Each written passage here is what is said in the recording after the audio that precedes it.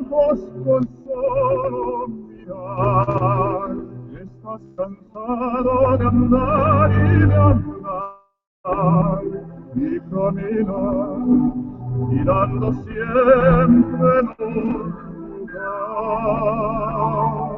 Sé que las ventanas ya pueden abrir, cambiar el aire depende de ti, te ayudará.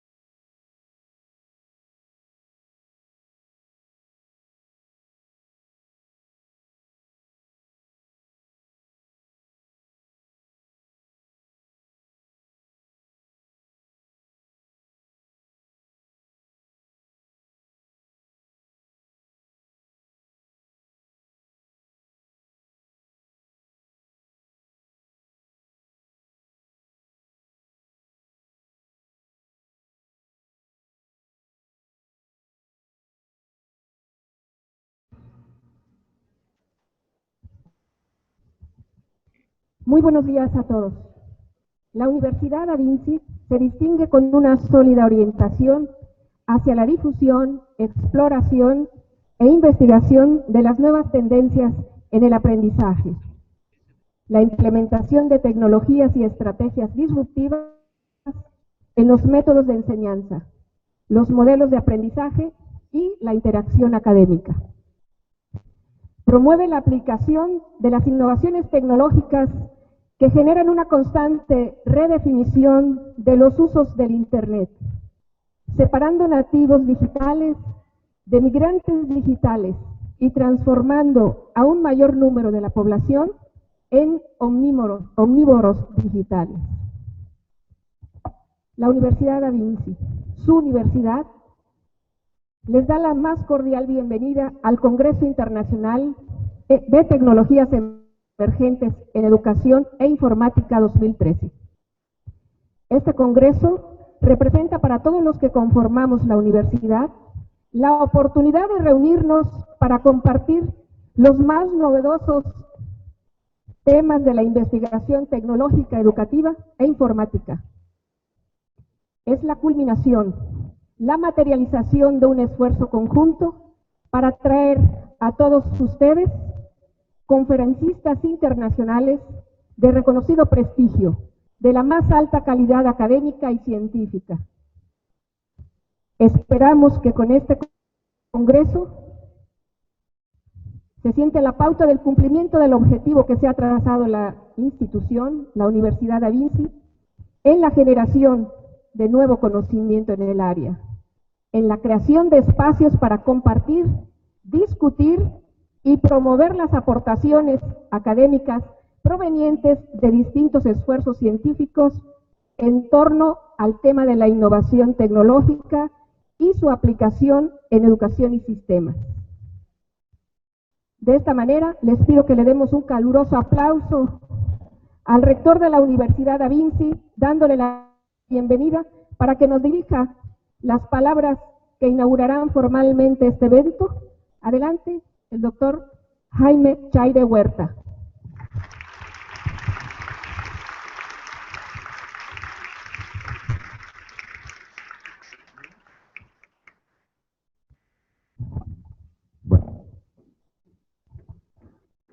Buenos días y bienvenidos al Congreso Internacional sobre Tecnologías Emergentes en Educación e Informática. Es para mí un honor dar por iniciadas nuestras actividades en este hermoso lugar de la República Mexicana. Saludo con gusto al doctor Paul Kim de la Universidad de Stanford.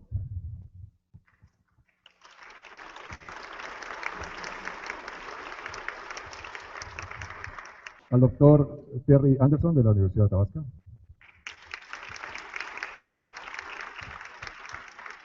A todo el grupo de profesores de la Universidad udavinci que nos acompañan, la doctora Patricia Rubio, el doctor Bárbaro Ferro, el doctor Alberto Hernández, el doctor Vicente Cubels, el doctor Pedro Cookson, la doctora Rosy González y el doctor Joel Edo.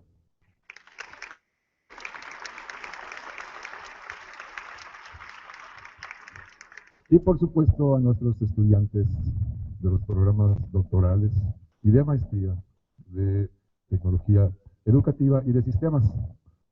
Al rector de la Universidad Michoacana de San Nicolás de Hidalgo, el doctor Salvador Jara, y todos ustedes,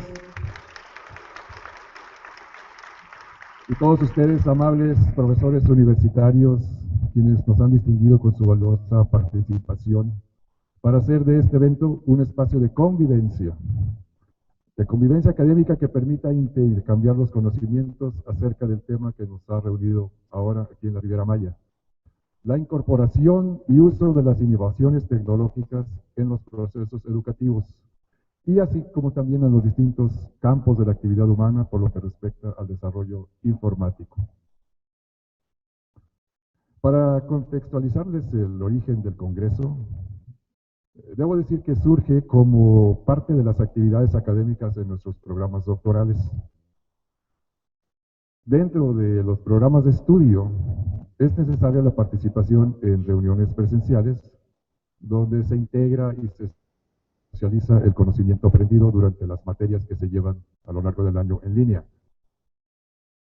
Cuando iniciamos esta aventura, llevábamos estas actividades en nuestras instalaciones en Ciudad Victoria y en la Ciudad de México, como pudieron apreciar parte de los materiales que precedieron esta inauguración.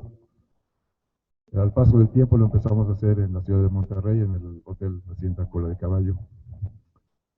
Conforme fuimos teniendo más alumnos, nuevas generaciones, nos dimos a la tarea y el objetivo hace 2 años de hacerlo en la Ciudad de México, en el Hotel Sevilla Palace, donde tuvimos un buen éxito gracias al apoyo de todos ustedes, estudiantes doctorales, que haciendo el esfuerzo para viajar y gastar en tener que estar en estos lugares, logramos tener una asistencia completa.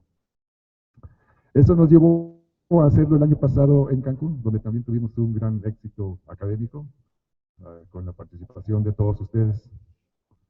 lo que finalmente nos ha llevado a ver que este interés nos hace pensar que podemos abrirlo a todos aquellos que están interesados en la investigación en estos dos temas que a nosotros nos apasionan, la tecnología y la parte de informática. Y con eso hemos llegado hoy hasta aquí para poder estar nuevamente presente en un congreso que se abre de forma internacional, con profesores de diferentes partes del mundo que nos acompañan, algunos de forma presencial, otros de forma digital, para poder estar con todos nosotros y conformar la red de profesores y de contactos de la Universidad de udavinci, que ahora en este caso se abre para todos aquellos que nos acompañan, aunque no sean parte ya de los programas presenciales del doctorado. Este congreso se integra ya en su estructura, que vamos a estar trabajando, con las presentaciones de profesores invitados, quienes fueron precisamente parte de esta red académica que hemos ido desarrollando para poder fortalecer nuestros programas de posgrado. Así también se integra con las participaciones de nuestros profesores, de nuestros alumnos doctorales y de maestría, y así como también de profesores de distintas universidades del país y del extranjero, quienes han sometido sus trabajos a la consideración de nuestro comité de evaluación, el cual ha sido coordinado por la doctora Rossi, por el doctor Joel y por el doctor Cookson. En ese sentido debo enfatizar la idea que surge como resultado de este congreso. Primeramente, las ponencias aquí presentadas serán convertidas en un documento electrónico que conformará las memorias del evento, el cual ustedes podrán descargar directamente desde la página del mismo. Pero más allá de eso, las ponencias se convertirán en artículos del primer número de la revista electrónica que iniciará su publicación bianual en diciembre de este año, y donde a partir de ahora serán recibidos los trabajos de todos aquellos quienes deseen publicar sus investigaciones en una revista con un comité de evaluación integrado por colegas ubicados en universidades de distintas partes del mundo. Y ustedes podrán revisar en la página del Congreso la lista de los profesores que integran precisamente este consejo editorial. Dicho lo anterior, no me queda más que invitarlos a optimizar estos días en que compartiremos un mismo espacio con colegas, profesores, amigos, y que convirtamos esta oportunidad en un punto de inflexión que nos ayude a impulsar con mayor fuerza nuestros proyectos profesionales académicos, ya sea la culminación de la disertación de muchos de ustedes, la clarificación de los proyectos de investigación que siempre han querido realizar y que no han encontrado la forma de poderlo hacer, o bien el tener el conocimiento sobre una visión más completa de cómo están ocurriendo los cambios tecnológicos y su impacto dentro de la educación. Cursos masivos en línea, los ambientes personalizados de aprendizaje, el pensamiento crítico en la educación en línea, son algunos de los temas relevantes hoy en día. Y aquí todos ustedes tienen la oportunidad de alimentar su intelecto con opiniones e investigaciones internacionales, de manera que no pasen por alto la oportunidad de participar con preguntas en las conferencias y de establecer contacto directo con los expositores. Las características principales de la Universidad udavinci, como ustedes ya saben, es la capacidad de compartir su conocimiento, por lo que todos nosotros quienes estaremos participando en este encuentro tenemos un interés y una alta propensión a escuchar y a apoyar a quienes manifiestan una intención genuina por desarrollar sus ideas. Les deseo un excelente congreso y muchísimas gracias.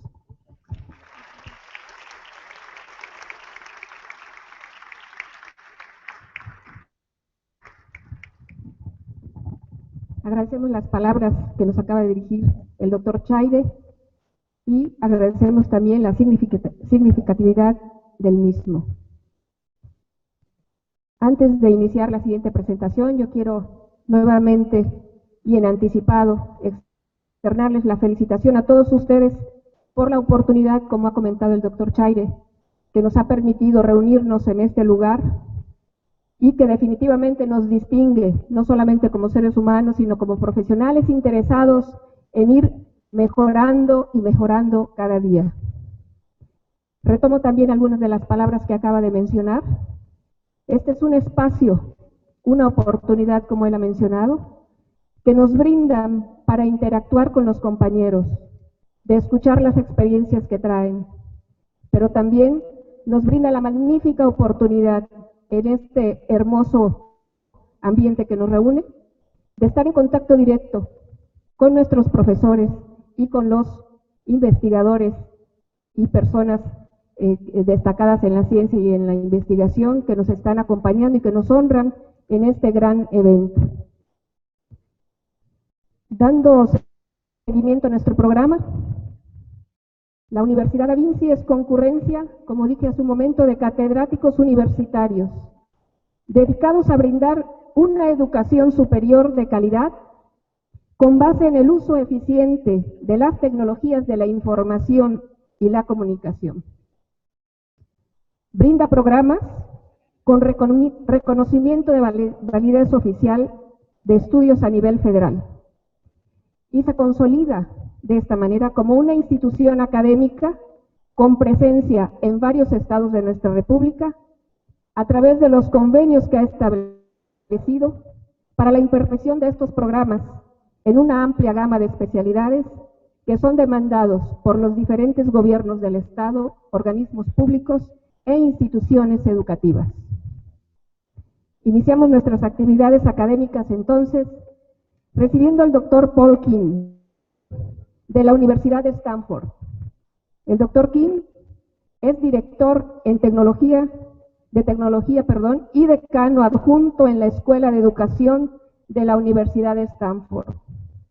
En la actualidad, es uno de los investigadores de alto nivel en un proyecto interdisciplinar que tiene como objetivo promover la innovación y la competencia mediante la construcción de un Internet móvil programable y abierto, POMI 2020, de la NSF, National Science Foundation, para desarrollar y evaluar los sistemas inalámbricos ubicuos de computación móvil y sistemas interactivos para el centro K20, aprendizaje formal e informal y los escenarios de evaluación. El Dr. King es líder de iniciativas relacionadas con el diseño de tecnologías para el aprendizaje, la investigación educativa y el desarrollo comunitario. Bienvenido, Dr. King.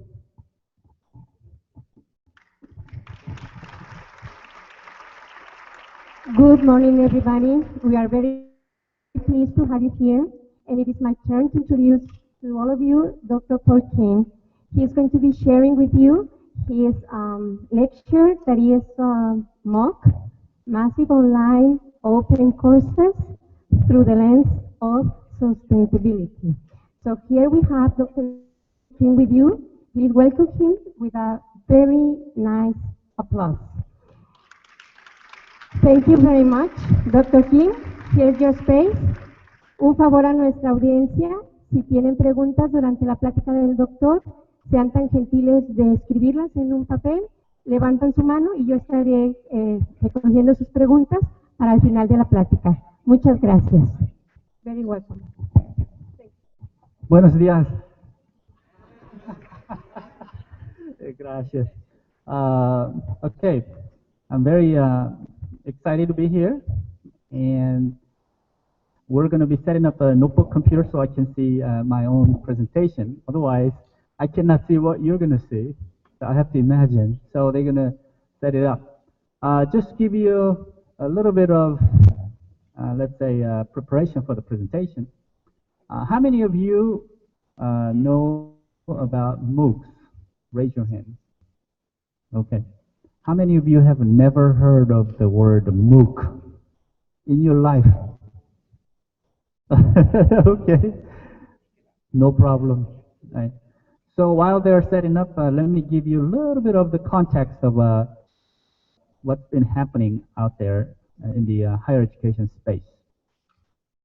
In the recent years, there have been a lot of approaches to innovate higher education space, and fortunately, Stanford University have a few professors who've been very concerned about the inefficiencies of higher education systems, and they started to develop their own systems that can deliver new types of interactive learning programs.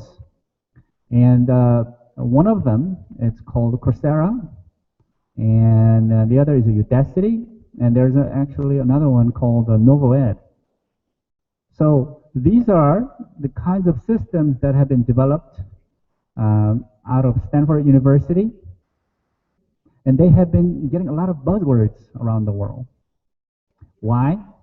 Because some of the courses offered through these systems attracted not just 100 students, not just 1,000 students, but oftentimes 100,000 students and more in one single class.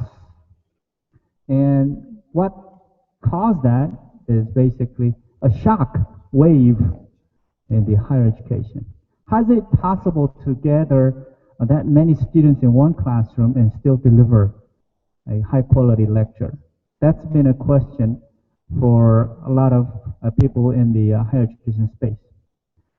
Let me just check. Are we? Is there any way I can set up a notebook here so I can see my presentation? Or if not, I can just step down and I can come down and then talk.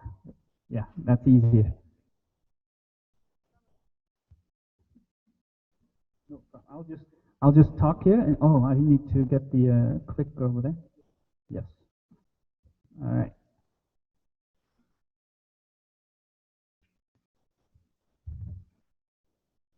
So this morning's talk, it will be about MOOCs, the new trends in the higher education, and what sort of opportunities are there, and what sort of challenges we are facing.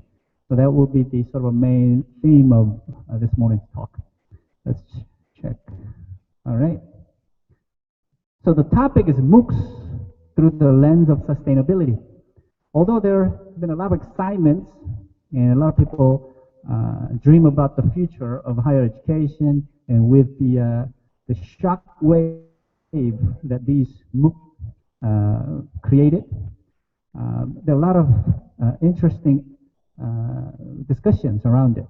Some of them think that MOOCs will change the higher education once and all, and some people think that, well, MOOCs are just a new symptom. And one of professors at Stanford who started a new MOOC company called NovoEd, and he said MOOC is a symptom, not a solution. Basically what it means is that MOOCs, all these new efforts, came about as a result of the inefficiencies of higher education. It's not a solution to solve the problems, but it's a symptom, one of the symptoms that just came about. And I kind of agree with him. And we're going to talk about why it is a symptom, not a solution, in details in following slides. So there have been a lot of great stories when Coursera started to have students, hundreds of thousands of students in their classes. The investment companies got so interested in these new companies, and they started to invest a lot of money. Coursera case, they got about $43 million to scale up their approaches.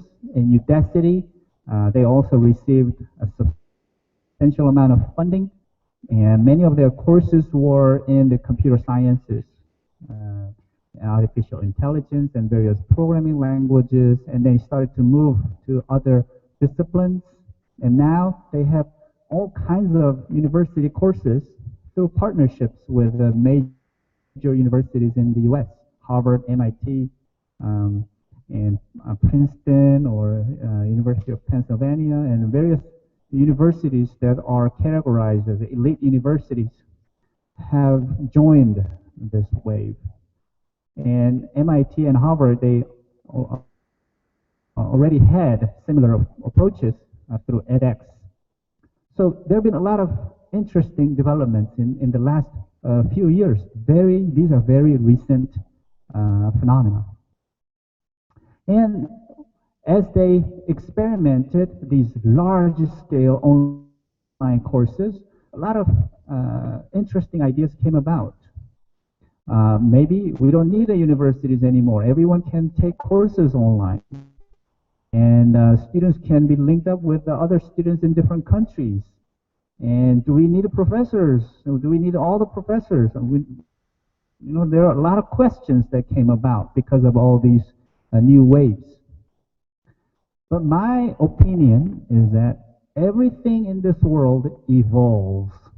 They always evolve. They come with a stage and then go to the next stage and so forth. Everything evolves. So these new phenomena will also evolve. They're not going to be the panacea out there. It's not going to be a sort of the final stage of a higher education, but it's going to continue to evolve. Will MOOCs become the mainstream learning environment in the traditional higher education space? I don't think so. I think that MOOCs will have a substantial place in the higher education, but I don't think that it will replace higher education systems out there, not anytime soon. Because things evolve very slowly, especially in the higher education space. Things don't change overnight. And we must understand MOOCs at the ecosystemic level. This is probably the most important point in my presentation.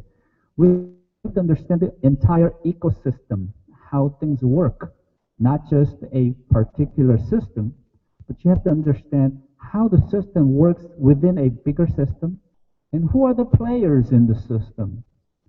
So as an instructional designers or educational technologists, we often think about innovation approaches, some solutions that seem innovative, but you cannot just look at that with a narrow lens. You have to look at things with a wide lens, so that we have to understand how this particular solution may interact with other components in the system, in the society, in the community, and so forth. And what other supporting technologies or infrastructure would be needed to make your solution successful. So when you come up with some kind of a solution, an idea, don't just look at the idea alone, but look at everything around it and see how your solution may interact with everything else. So back to the basics. In the business world, they talk about supply and demand. The same thing in the higher education space. What's the supply and demand formula in the education space? If there are demands, there are suppliers. In the higher education space, what are the demands? What are the needs? And who are addressing the needs? If there are any needs today, what will be the needs tomorrow? So we have to think about all these questions to understand the MOOCs in the higher education space. And MROI, measurable return on investment. This is probably one of the most important things in the business world. If there's no measurable return on your investment, why are you doing it? So in the education space, what's the return? If you try to innovate something, when you try to introduce a new solution, what's the return on your investment, your time, energy, efforts? So right now in the higher education space, around the MOOCs. Many universities do not know why they are doing what they are doing with the new approaches like MOOCs. A lot of it is through the bandwagon effect. People talk about it, people do it, and therefore you're pressured to do it too. Without clear goals, without clear mission, without clear outcomes defined, they just do it. One university does it, especially if elite universities do it, other universities think that they have to do it too. And when some American elite university does it, then in developing regions, other universities, they think that, oh, we don't want to fall behind, and therefore we have to do this too. So there's a lot of bandwagon effect in the education space. Also with MOOCs, what is learning, by the way? We learning very lightly. I think that when we talk about learning, we think that, oh, it's about listening, watching, reading. That's pretty much the definition of learning. That people think that way. But we're living in the 21st century. The world is different. And reading and writing and watching, that may not be the only kind of learning that can happen in the 21st century. So we have to think about what other new ways of learning would be possible. So overall, in my opinion, the MOOC shockwave that's out there in the higher education space, it's not sustainable. That's the point. It's not going to continue in its current form, and it has to evolve if it needs to scale up. And how do we move to MOOC 2.0? What's the next stage? That's something Terry will talk about tomorrow. So I wouldn't go too much in details about MOOC 2.0, but I will have Terry handle that. So let's talk about what MOOCs have done. MOOCs such as Coursera, Udacity, edX finally legitimized online education as an integral part of the future of higher education. What it means, up until very recent time, online education was considered as substandard, or it was something not important. It was something for only the technology geeks would do. But because of this shockwave, it changed the perception of educators overnight. Basically, now they believe that online education is really important, and it is going to be a critical part of a future education. So thanks to these companies that have provided and experimented with the MOOCs, online education is here to stay, and it's only going to get bigger and more important in the years to come. So I think that the result of the MOOCs in a most positive manner is that legitimizing the online education in the higher education, and that is the most important positive effect that came about. However, there have been a lot of other outcomes from the MOOCs wave, and people started to think that, the MOOC, it could be a disaster. What it means is that some of the courses offered by Coursera and big MOOC providers, the professors got confused when they were faced with hundreds of thousands of students in one single class.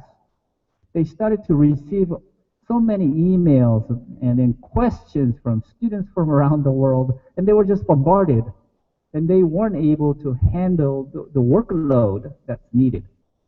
Because for traditional the classroom setting, the professors would walk in and talk for an hour and leave, and come back next week and talk for an hour and leave. Things like that. It's not, obviously you have to plan a lot before you come to your classroom. But in the online world, you need to prepare way more, and prepare the materials, prepare the assessment, and all these things way in advance. And when you are interacting with many, many students from around the world, and you never really see them face to face, there's a lot of communication that goes on in your classroom. And some of the naive professors who offer the MOOC courses, and they were just bombarded with so much workload and the burden and then questions from students. So many of them quit in the middle of the course. They just walked away. They said, well, this is not what I envisioned. You know, I thought that everything will be smooth and easy and it'll be easier to teach online. So they were happy in the beginning. Wow, I'm so excited because I have 100,000 students in my class. And they were so excited. But once they started to get questions and inquiries from your students from around the world, and some of them just say, well, I'm not going to do this because it's ruining my life. They just walked away. So that created a bad precedent. And there were multiple people who were in that mess. So there were a lot of negative sort of outcomes that came out of MOOC wave as well. And this is another one. Professor leaves MOOC in the middle of the course. And so they just start to leave because they couldn't handle. And there was a star professor, a professor who was considered to be a star in the MOOC space. And he quit too. I can't do this. You know, I think his rationale was not because of the overwhelming workload, but it was more of the teaching model. He didn't like the teaching model that he was sort of forced to practice in his classroom. So, and then the environment was limited for him, so he didn't like it. So he quit, and that was sort of a big flash news as well. In the meanwhile, there are many organizations that are thinking that maybe we can play a part in this whole new ecosystem. So companies, private companies, they came about and say, we can do the MOOCs better. We can deliver online education in a much more efficient and effective way. And they just came to this space. And they say, well, choose a course. It will be free. Always free. And always online. What a wonderful message. If the high quality education could be free. Always. Well, what an amazing thing. But I'm not sure if they will be able to sustain such service.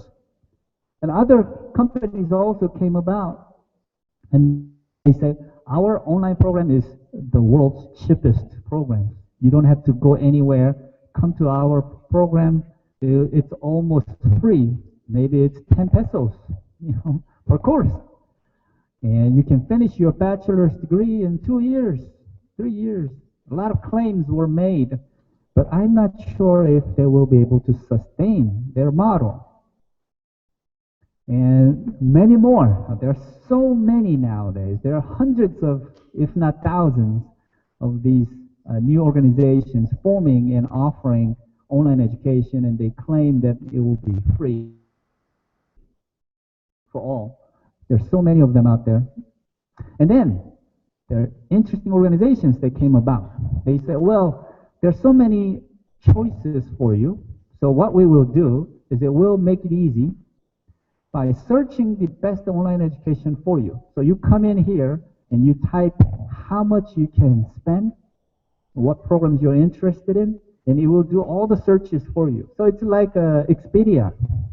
Have you used Expedia? You go type in your destination, when, and it will find the best flights for you, right? Same thing. So these organizations are formed, and they're very recent companies. They just came into the space, and they're saying, we will do all that search for you. And here's another example, Global. This is a more global university. They're saying that, well, not only we find the best courses for you, not only we find best programs for you at the best price, we're going to combine multiple programs for you. So what they're saying is that you take a few courses in Mexico City. In the summer next year, you take some courses in London, and in the fall, you take some courses in Rome. You can mix them all together, so you could be traveling around the world and finish your degree. What a dream university. I'm not sure if they can sustain their model, but they're saying that that is the future. I think it sounds good.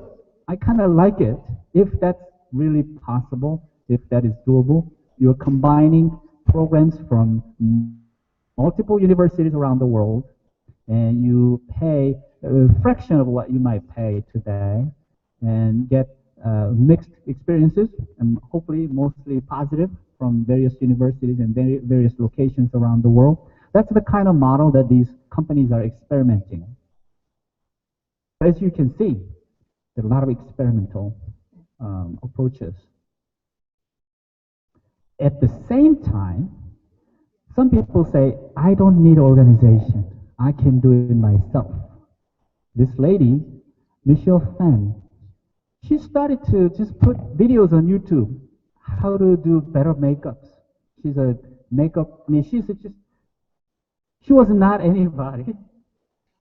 She was not professional makeup artist or anything, but she just liked to share her secrets about how to do better makeups.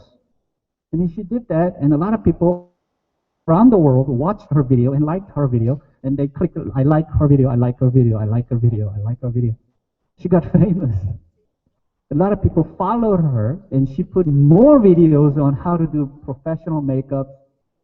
Now, with over millions of viewers around the world, she started her own company, cosmetic company, called M something, I think. But anyway, it's interesting. Now, these guys come about. She's not just alone. There are so many people now think that, well, I can share some knowledge with you. I can share some strategies and tactics, and I know something, and I want to share with you. And if you like my video, click like. And that's what they're doing, and they get famous. They start their own company. So they're saying that I don't need any company. I just need a platform like YouTube. And it is kind of creating an interesting phenomenon as well. That means anyone can teach, anyone can start your own company, you can be your own CEO as an educator.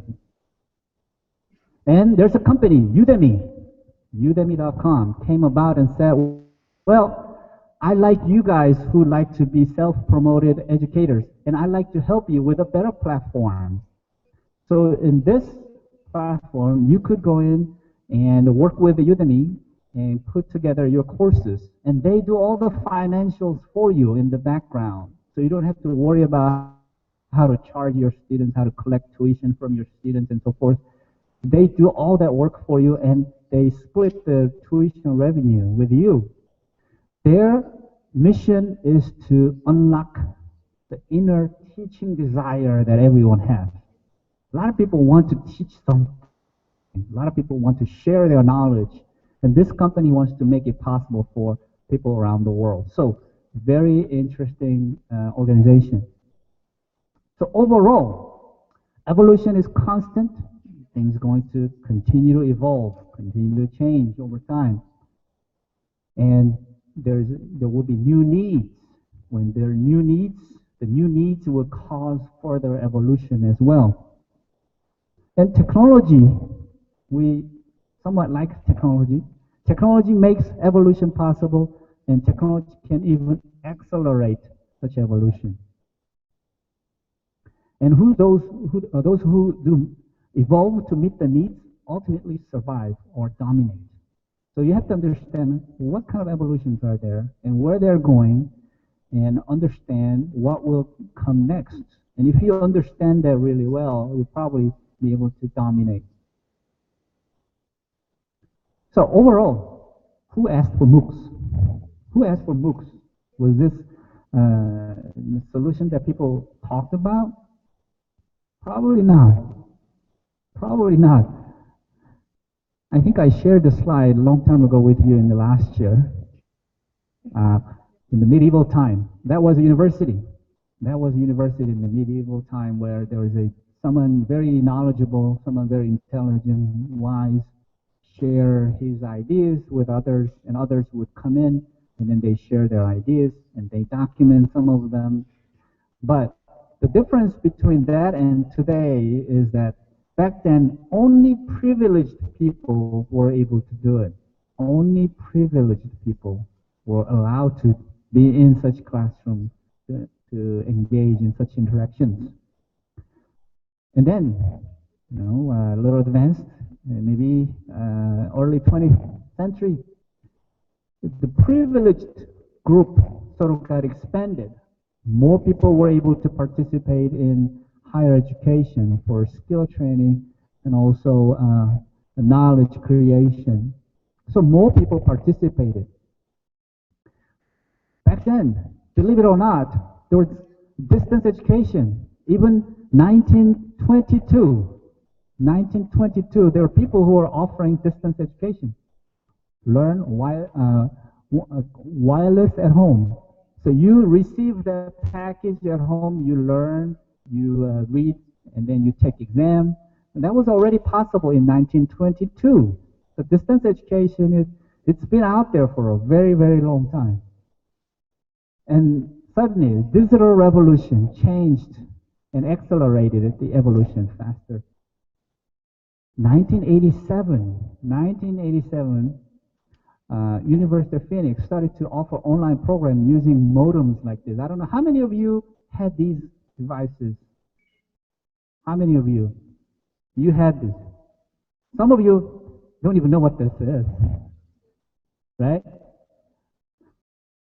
It's a modem. You plug into your telephone, and then you can access the internet through this.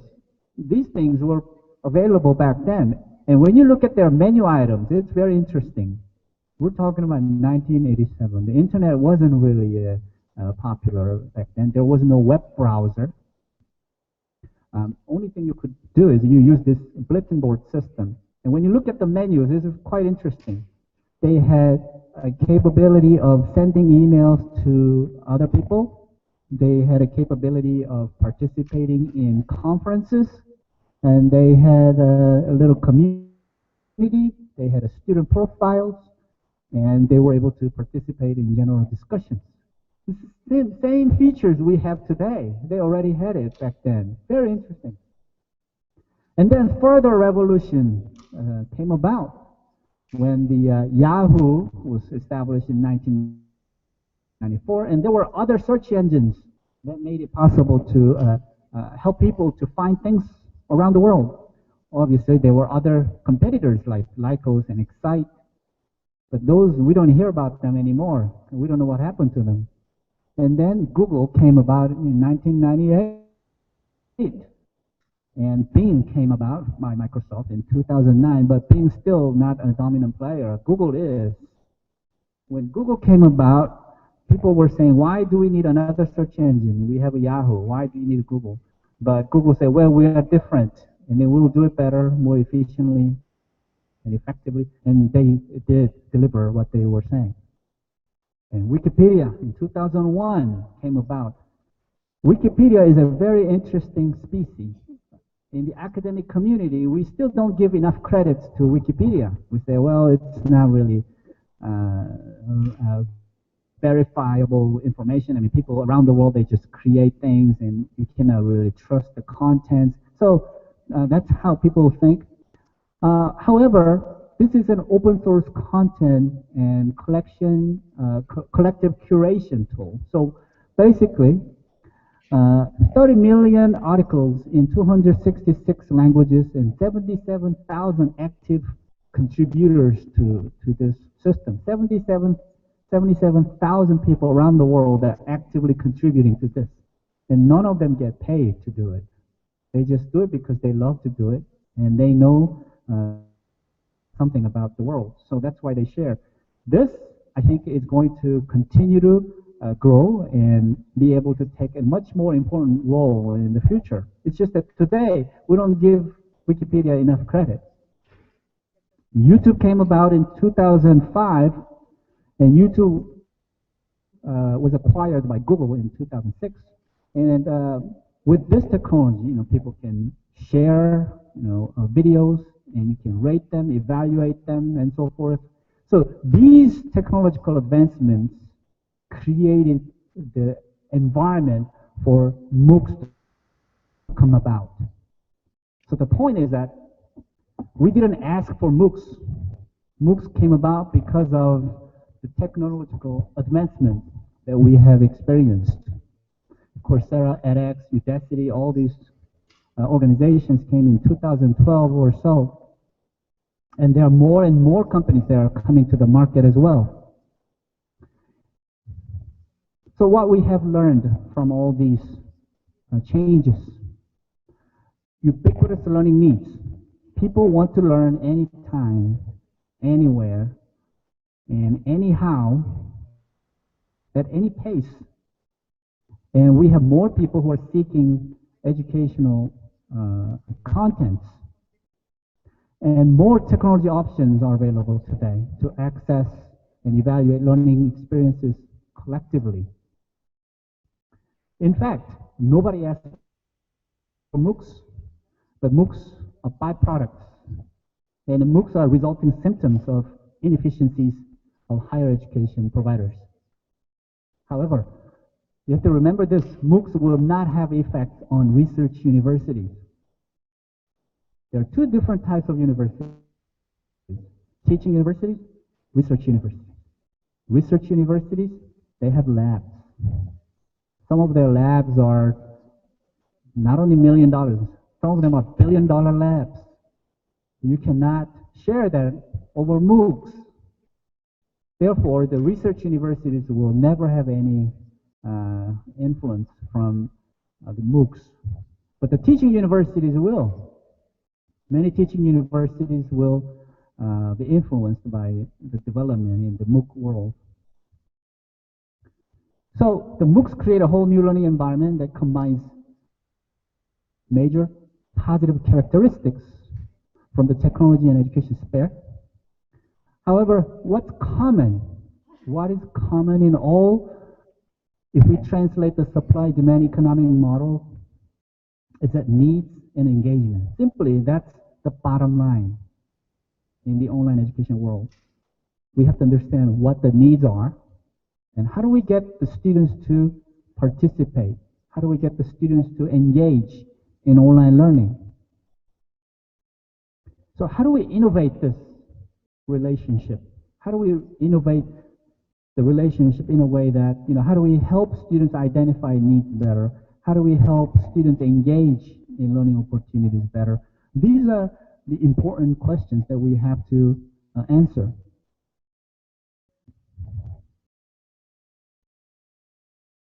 And we thought that MOOCs may be somewhat innovative, but people started to think that, well, MOOCs are not as disruptive as we thought. And therefore, there are a lot of roadblocks and barriers in the higher education space for innovation.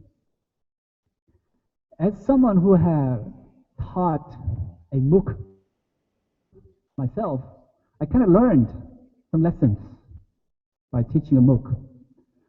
MOOC, as we know, that it stands for Massive Open Online Course. Let's take things separately here. Massiveness. If it is not massive, it's probably not MOOC, right? If it is open online course but with 20 students, it's not a MOOC. But when MOOCs came to the higher education space, a lot of people confused and they interchanged the term. MOOC is an online is a MOOC. And that created confusion as well. But in my opinion, MOOCs are MOOCs because they're MOOCs. Because they have characteristics of being MOOCs. And that's something that we have to really clearly understand what the difference is between MOOCs and other online education courses. So massiveness and online also is a very important factor there as well, And course, what kind of course? So each character delivers a very different distinctions that we have to understand. Massiveness. When I taught a class with 20,000 students last year, I learned something, very important lesson. When you have 20,000 students, if you take 1% of 20,000 students, okay, 200 motivated, highly motivated students. Because when you look at your whole student population, there are the extremely smart people and not so smart people in your class. You always have this normal distribution. Do you agree? And then majority of the people fall in the middle, right? They are somewhat intelligent, they are motivated, but not extremely motivated. But if you take the extreme people, 1%, so 1%, 20,000, 200 people. If 200 people in your class, they're the one who makes the whole difference. That's what I learned in my MOOC. How do you interact with the 20,000 students? It's not possible anyway. I cannot answer 20,000 emails a day. That's humanly impossible. So who helped in the middle? This highly motivated, highly intellectual. These people helped me answer these questions, and they're the ones who really actively participated in the class. So, again, when you want to deliver a MOOC, you have to make sure it is a MOOC. It's not just an online class. So if you have 20 students, what's 1% of a 20 students? 1% of 20 students, not even a one student, right? You don't have anybody, right?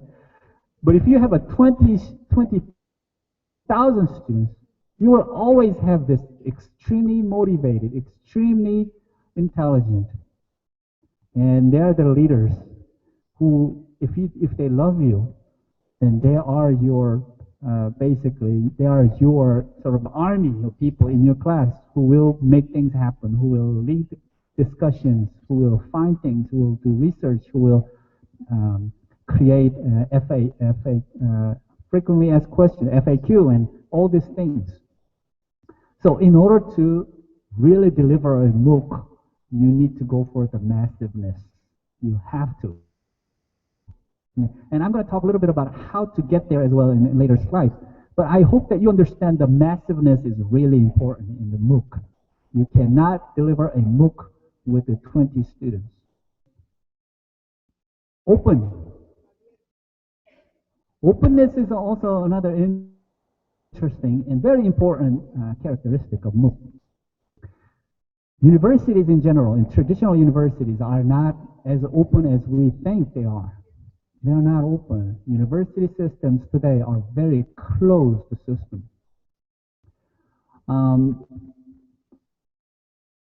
Other concerns because of their closeness in the traditional university settings. A lot of university administrators are concerned about the possibility of diluting their brand names and elite status. Because if anyone from around the world starts to take courses at Harvard, MIT, they may think that, oh, it wasn't that hard. It wasn't that challenging. And they may have a wrong perception about their university.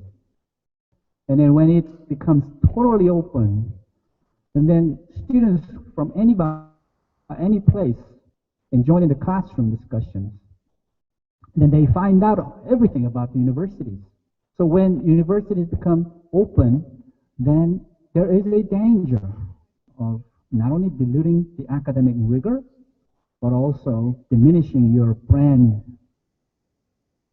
in the education space. So that is a concern. And those people who are creating and offering MOOC courses today, they're mostly champions. They are not ordinary professors in your college, because ordinary professors in colleges are so busy. They have no time, and they don't have to do anything different. They have been teaching for the 100 years, and they will continue to teach the same way for the next 100 years, unless they are threatened or challenged or incentivized. And none of these come to ordinary professors in traditional universities. Therefore, they don't have to do a MOOC. And creating a MOOC takes a lot of effort and time and energy. It's not about just recording a video and putting it online. That is not a MOOC. And some ordinary professors would think that, well, I can do a MOOC because my friend did it. Let's just record my lecture and put it on online and I see what happens. nothing really happens if you do that. You have to prepare, you have to strategize. There's so many things you have to do to make your MOOC successful. So oftentimes, ordinary professors would underestimate the level of a burden that they will have when they create a MOOC. Also, MOOCs tilt the balance between faculty and university. This is another interesting concept. When faculty member becomes so famous, they are well recognized around the world, and people remember him or her, but people don't remember which university they belong to. And if that happens, what's the role of a university? And what's the role or the brand of university? It's the person, not the university. So again, it creates an interesting dynamics in the higher education space if MOOCs continue to become a dominant player. So overall, traditional universities are not set up to scale up and sustain MOOCs because of all these closeness, the bureaucracy, and the burden on the production, etc. And there's a last point. On-campus students do not like MOOCs oftentimes. Why do you think that is the case? Because the students who come to class, face-to-face meetings, and they pay a lot of money to come to class, and when they see the university offering free courses to people around the world, they feel left out. Why are they offering courses for free? I'm paying a lot of money to come here. I did a lot of work to make to this classroom. So there's some sentiments coming from the students as well. So these are the sort of the phenomena out there. And then there are organizations that are becoming to be very concerned about the intellectual property. When a professor creates a MOOC, who owns that MOOC? Is it the property of the professor, or is it the property of the university? It can get very blurry as well. Professors can publish books freely, and it's their book. But when they publish a MOOC, there are a lot of questions that will come along. Online, that's one of the important aspects of MOOC. MOOCs and online education are not interchangeable, as I explained to you earlier, and we should distinguish them clearly. And then if online videos and reading materials and discussion boards are the only main features of MOOC, then probably it's not going to be successful. And reading, watching, if they are the only activities in the MOOC, then probably it's not going to be successful. What I have learned from my own MOOC is that you need to create a sense of community. Students need to feel that they belong to a community while they're learning. They need to be able to ask each other questions. They need to be able to discuss. They need to be able to help each other. And that sense of community keeps the students in classroom. We see today there are many online programs that does not provide the sense of community, where students don't think that, oh, do I belong to a community? It's just a videos and lecture materials, and that's all I'm doing. Then students do not want to continue to engage actively because they don't feel that they belong to a society with people who are having the similar goals and similar backgrounds and interests. So it is very important to create the sense of a community in a MOOC.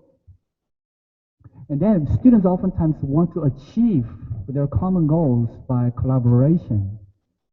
And you need to provide such opportunities. That's something that you could do as a professors. Create some activities that require students to collaborate and achieve common goals. And that's something that the professors will have to look. So this is a screenshot from Khan Academy. The Khan Academy folks don't think that they are MOOCs, but I think that they have similar characteristics. Free content, free videos. People can watch their videos from anywhere around the world. So watching video, and then now they have added a few other activities where they can solve problems, etc. Udacity, very similar. You watch videos, you could answer some questions, and that's basically the learning activities, primarily. So a company like Zaption came about and said, well, we don't think watching videos is enough. We don't think that creating videos and putting online is enough for professors.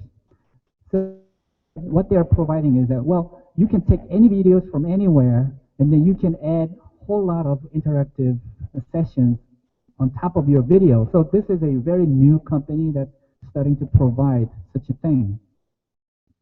So the key here is that companies are now interested in helping online education providers to become more interactive, more engageable, and constructive as well.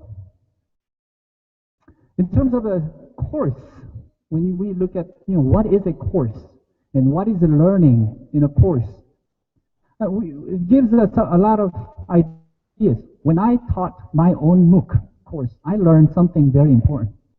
How do you get 20,000 students from around the world for a course that's focused on education? It's not easy. It's really not easy. If you're teaching a computer programming language, probably you can get many more students, I believe. Maybe these days it may be even challenging because there's so many courses focused on programming languages and so forth. But educational topic is not easy. It's not easy to get as many students as possible.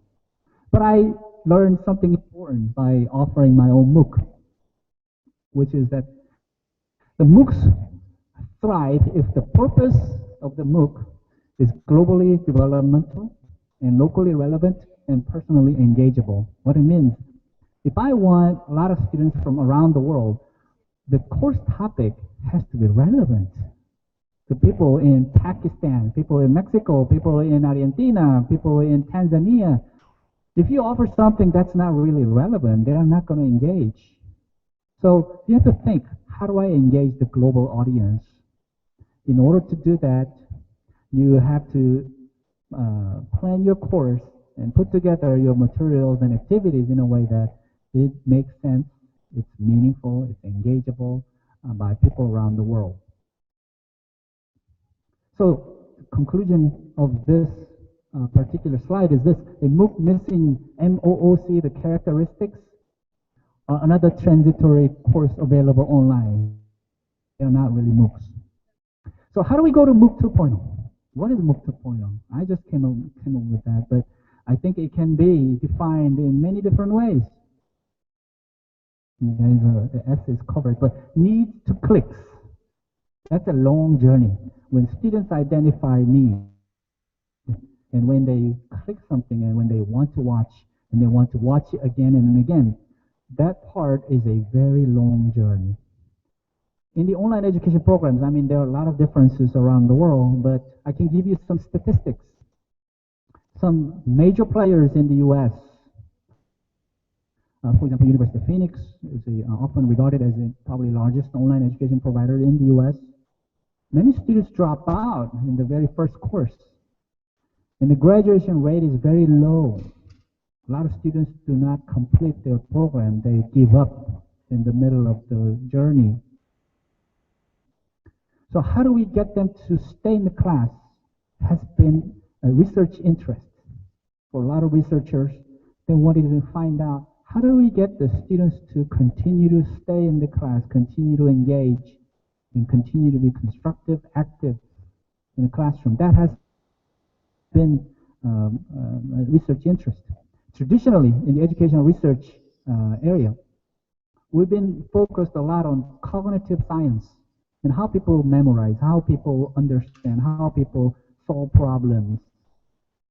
So those were the research questions. And then recently, we've started to pay a little more attention to the social aspect of it, the social dimension of learning, how people learn together, how people help each other, how people achieve goals together, etc. But the later sort of most recent interest in this area is that what other things affect learning? The non-cognitive dimension of learning is becoming a sort of a new research topic for a lot of people. Non-cognitive dimension. how to help students learn to learn, how to create an environment so that students can learn with ease, how to set up an activities that can motivate students, that can help them manage their resources better. How do you do that? That has been sort of a new focus in the education research. So there are companies out there that are experimenting a lot of these. A company like this, UBoost, what they are claiming is that we will help students motivated. We will help them stay in classrooms, and we'll create all kinds of activities that incentivize their best practices in classrooms. So that's kind of a new phenomenon in the online education space, and I'm predicting that there will be a lot more service providers such as UBoost coming to the market. So people ask me, so what are you doing then? When you talk about all these things, so what are you doing about it? My approach is that, some people think that students must be taught and things need to be explained by teachers. I don't like that statement at all. I don't think that things need to be explained all the time. I don't think that students need to be taught. I think the learning takes place at best if the learners are engaged in their own learning and if they see the value of learning. If the learning is driven by the learners, I think the learning takes place the best. So I am trying to cause a paradigm shift. We don't need to explain everything. We don't need to create videos explaining everything, and that's not the best way of teaching. And I have a problem with the word teaching as well. Do we need to teach all the time? Is that the role of teachers? And I think that we have to redefine what teaching means. And I'd like to reach the unreachable. So one of the original philosophies of the MOOC providers was that they want to reach out to the people who cannot access quality education, therefore they started the MOOC movement. But I don't think they're really achieving the goal. Because today, if you need to access Coursera, Udacity, you need to have internet access. There are more than 1 billion people out there who will never see the conventional internet access you have. What about them? So I like to reach those people who are not reachable, and that's one of the projects that I'm concerned about. And then sustainability issue. How do we sustain your efforts, your projects, and then get the students to be interested in your course? I think that you have to spread the passion virus. You need to help students to become passionate about what you're offering and the activities that you're offering. So that's why I've been doing this. I think that I shared a little bit about this last year, mobile learning. These kids, they are niños migrante indígena. And this is Baja California. They don't have a school. You can drive there and you will see that they don't have a school and they don't have a book to read. This is happening, and it is still the problem we face today. What's their future? Indian village. They have a school, but it's not really a school because the teacher doesn't come. They don't have a books, and they walk hours and hours to get to this place. So I've been developing games, educational games for these kids, and then places where there's no electricity. I had to borrow a battery to create an instant mobile learning environment.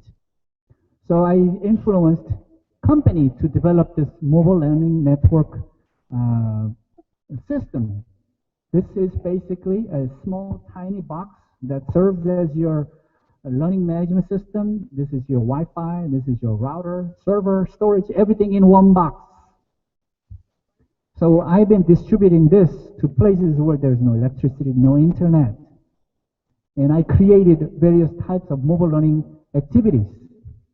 And this project is called SMILE, Stanford Mobile Inquiry-Based Learning Environment, where students are making questions by themselves. They are taking pictures of things, taking pictures of their textbooks, surroundings, go out to the field and take pictures of the bugs, animals, and plants, and they make questions, science inquiries. That's how they learn. In Africa, I deployed this project in few countries where they don't have books, they cannot afford to buy books. The affordability is one issue, but the teaching model is also another issue. Teachers don't come to school to teach. They pretend they come, but they don't really spend time in the classroom. They may come in the morning and they leave. But they wanted to learn English desperately. They wanted to learn English, but they didn't have an English curriculum. And the teachers didn't speak English. So how could they learn English? So they needed content. So we uploaded various video-based content and various activities in that Smile plug, little plug that I developed. And then we offered. And instantly, students are engaged in various learning activities, math, science, language, etc. And I specifically go to rural villages. You know, I don't spend too much time in this. I mean, I do spend time in the cities, but when I go out for these research trips, I go to rural villages. Rural villages where there's no internet, there's no electricity. And that's the kind of places that I go to change.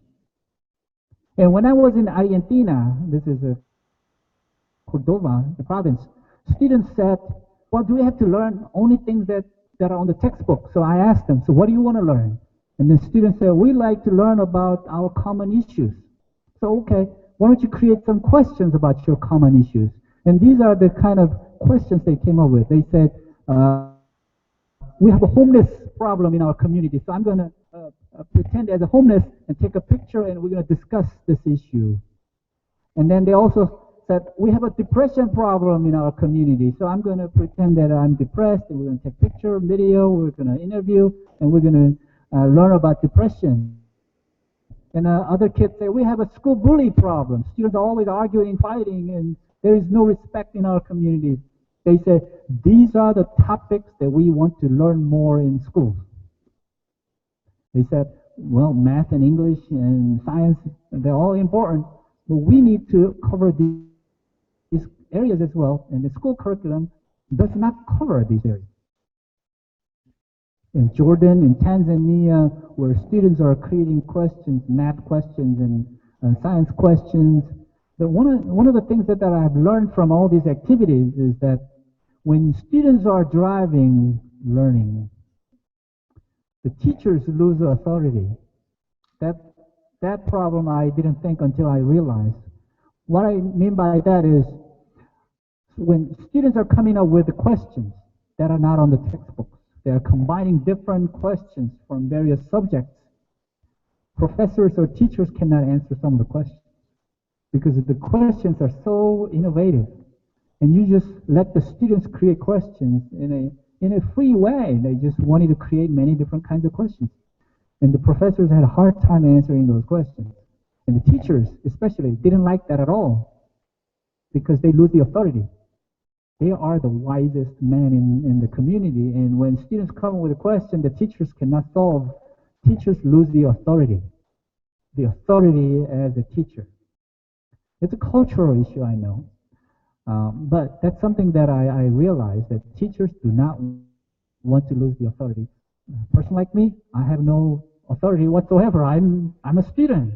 I'm a learner. I always try to tell students that I'm with you. I don't know all these things, so let's find out together. That's been my attitude. Maybe that's why I don't get enough respect. But I like that way. I admit, I don't know all the answers. But with the students, I think that we can work together to find answers. That's my approach.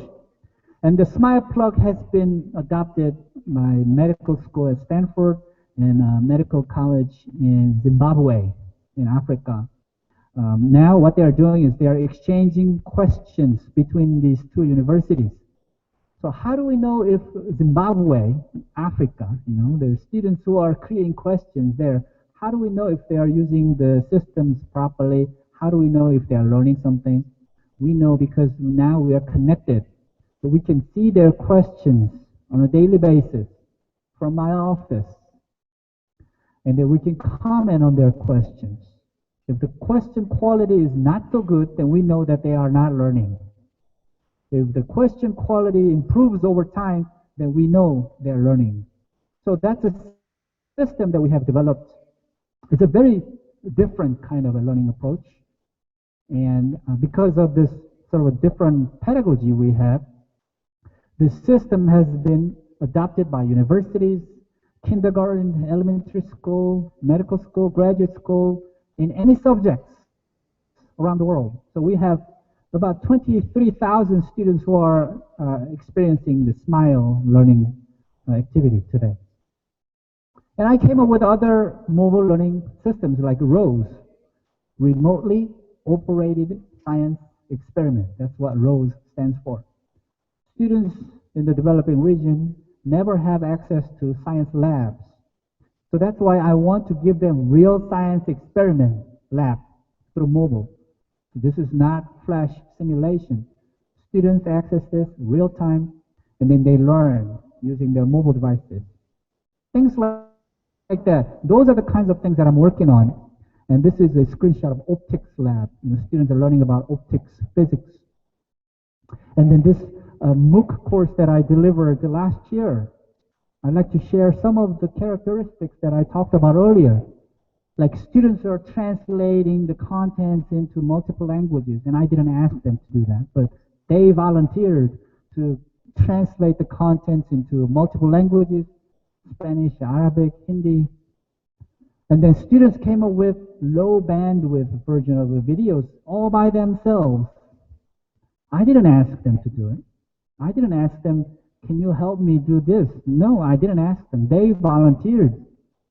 And they came up with their own dictionary for my class. And then they nominated each other for doing great things for the class. And students came up with various education projects their own. They came up with projects like these, where they're teaching the African kids how to speak English. Or they came up with a school without classrooms, or some innovative approaches to education and school on wheels for the 21st century. All these projects came about by students. And then this student from China who took my class, I never met her, but she said this: I attended this Stanford open course, Designing a New Learning Environment, and I decided to devote myself in solving underserved education problems. She inspires me because she just took my class and she's deciding her life. She's dedicating her life to solve the problems in the underserved communities. And students like them. I had many, many students like them. I received thousands of thank you letters from students around the world. And I was so happy to receive such many letters indicating that I was inspired, and now I have a new passion to change the world. I mean, these are really good inspiration for me as well.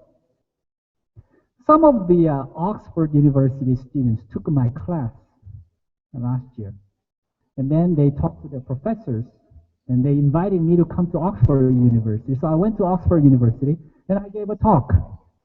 And when I gave a talk at Oxford University, some of the Oxford students said, I want to do that too. So they went to India, and they started to implement this SMILE mobile learning program in Delhi, in underserved communities. So one thing leads to another. Always. There's no ending. One thing leads to another and another and another.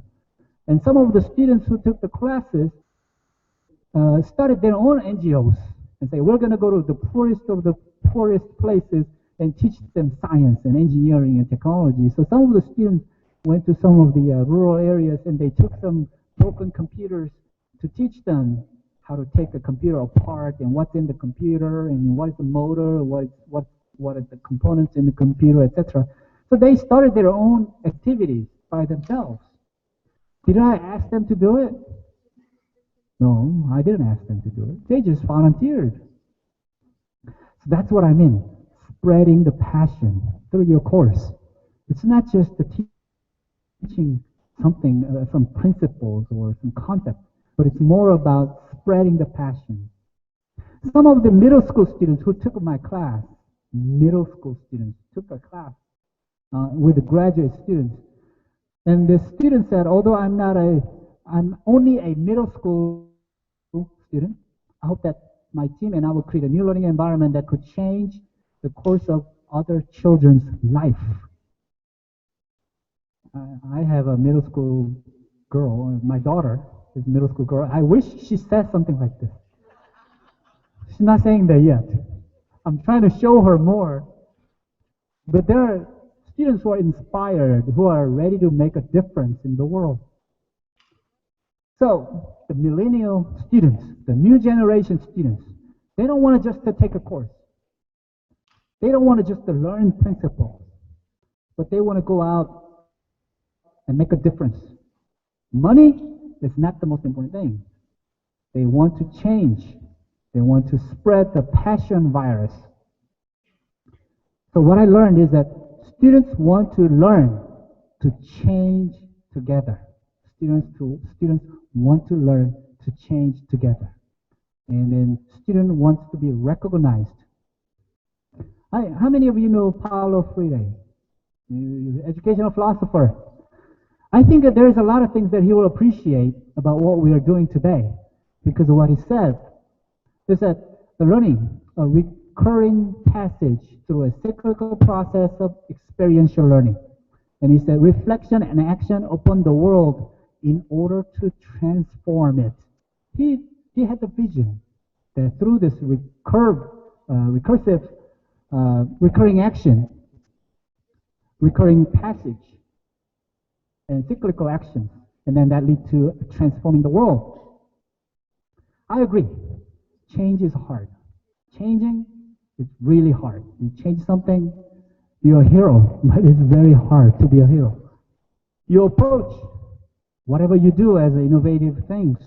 It may look strange and awkward from other people's view. They may come and say, what are you doing? And I get that a lot. I get a lot of blames. I get a lot of arrows on my back. Are you crazy? Why are you doing it? I get that a lot. I get that a lot. Sometimes I am doubting about myself. I have questions about myself. Am I doing it right? Is this the right thing to do? Am I in the right direction?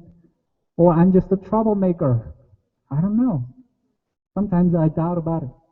And it's a long journey. Nothing is short. Nothing is instant. There's no instant gratification. Everything takes so long.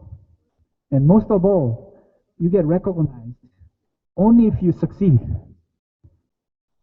You get recognized only if you succeed.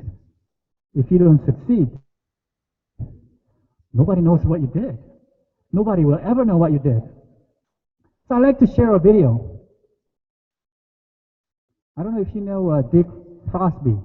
You remember the guy, Dick Frosby? He came to Mexico City. He changed something drastically different. And when you watch this video, you will know what I mean by that. 1968, Mexico City, Olympic game, he changed something. This guy was laughed at by other people. What are you doing? What in the world are you trying to do? That's not the way you do things. The United States demonstrated a new style of high jump, which some He's a considered strange high and awkward. jumper. He jumps, right? It was a jump he had devised in the previous year. And everybody said, oh, why are you jumping in that way? You know, that's not going to help you. You're crazy. Everybody laughed at him. Are you really sure you're going to do this in your way? When everybody's doing other ways. And other people were doing the traditional way. I can do this. And he failed. While Fosbury and his U.S. And teammate, his friend succeeded, so they raised the bar. Okay, we have a higher challenge, more difficult one. And then he said, well, I'm going to do this again in my way. And he succeeded. And everybody got up, clapped for him. Within a few years, the Fosbury If he failed, on the standard method a lot of people would laugh at him and say, well, he's a crazy guy. But he succeeded because he was different. Back to the PowerPoint presentation. So, you should feel sometimes when you try to do something new, when you try to make a difference in this world, people may laugh at you. People may have doubts about you. And sometimes you may doubt about yourself as well. But remember Dick Frosby. Although a lot of people laughed at him, he did it his way and he succeeded. Now, everybody who jumps his way now. Everybody jumps his way. So what can we do as an educator? We are all educators. And we are all learners at the same time. We learn, we educate each other all the time. I'd like to show you this beautiful art piece at a museum. This art piece is a very interesting art piece because it's broken glasses. It's broken glasses on the floor, and he's reflecting the light to the wall to create this artistic image. And I found this piece very interesting and gave me some ideas. We may be broken mirrors. We're broken. We're not powerful. We're not perfect. We're broken mirrors. But we can reflect the light. We can still reflect the light. And we can be beautiful when we do it.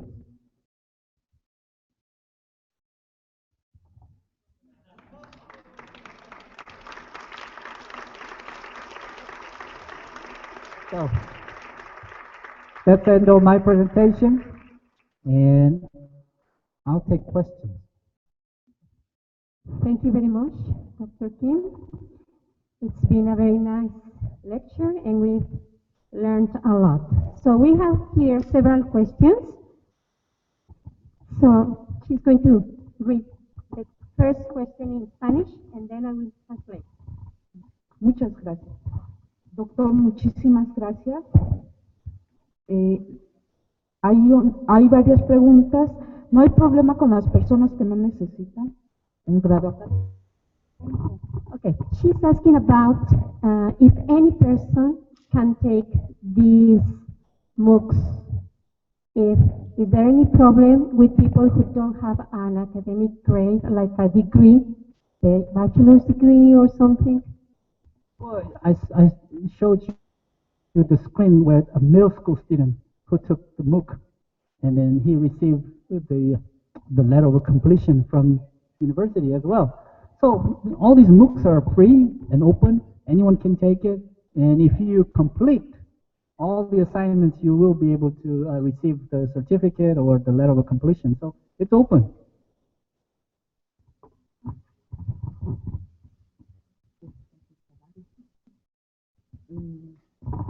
What if students take more than a course, several courses? Why would they take multiple courses? Several MOOCs courses. Like, do they get different completion letters? Or yeah, I think people have different needs, different goals, different desires. It's hard to tell on their behalf. But I see a lot of students who are taking various courses for personal development, or they want the recognition so that they can use it in their resume. These days I use LinkedIn, right? I use LinkedIn a lot, and I have so many people who want to link with me, and they want my endorsement. They say, "Paul, can you endorse me for this particular skill?" And then what did you do? "Oh, I took the course and I succeeded." "Okay, well, then I endorse you for e-learning or instructional design or something." And they say, "Well, your endorsement means something because I can tell my employer that some expert endorsed me." And they do that. So they like to collect a lot of endorsements for their skill sets and knowledge. And I think that it's a very natural thing. And then there will be a lot more people who are using such endorsements and those extra skill sets as advantage for their career. How are we doing on time?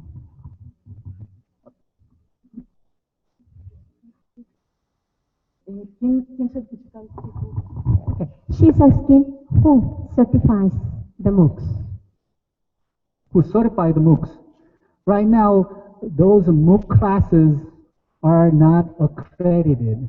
In most cases, there are some accredited MOOCs where you pay tuition and get an actual certificate from a university. but 99% of the MOOC courses out there are not certified. Very much. Well, thank you very much. I think we're running out of time. Therefore, I'll be around. If you have any questions, just come see me, and I'll be happy to answer your questions. So again, thank you very much. Thanks to you.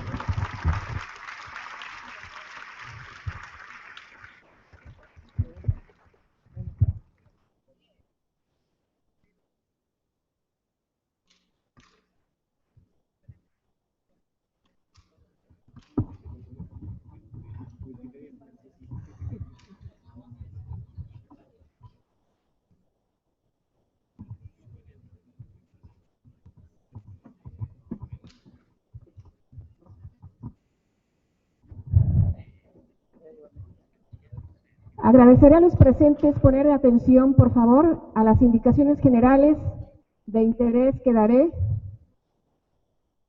Después de un descanso de 10 minutos, estamos ofreciéndoles escuchar a nuestros siguientes expositores.